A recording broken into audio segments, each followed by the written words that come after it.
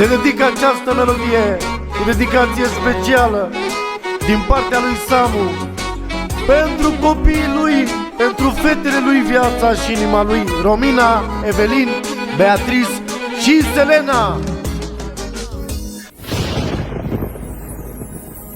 Cine a crezut că banii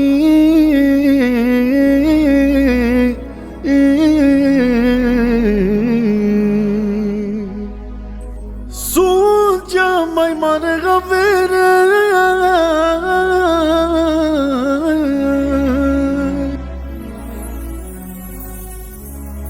Ăla n-a avut în viață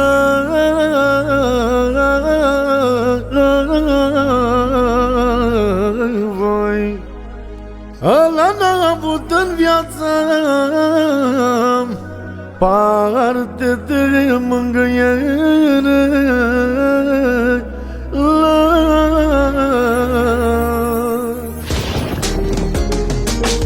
Ia-mi, Doamne, mie ce vrei, dar lasă-mi copiii mei, lasă-mi copilașii mei.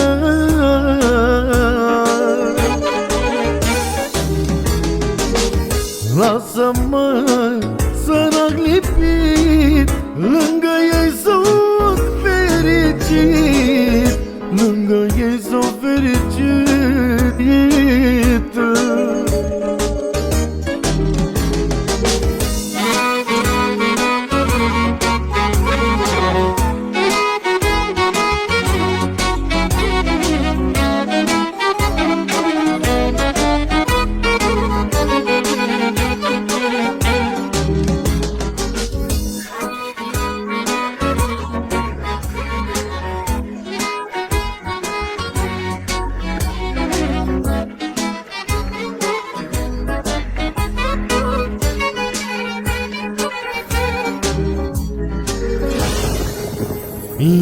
Eu când văd copiii mei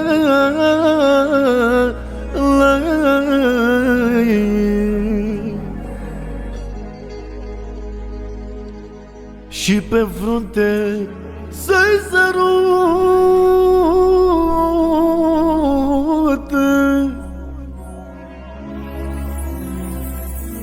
mă simt cel mai bogat om.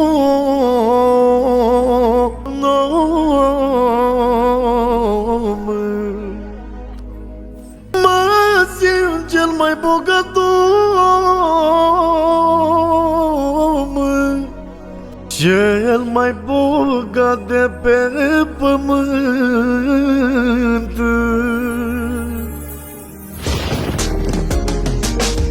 Ia-mi, Doamne, mie ce vrei, dar lasă-mi copiii mei, lasă-mi copilașii mei.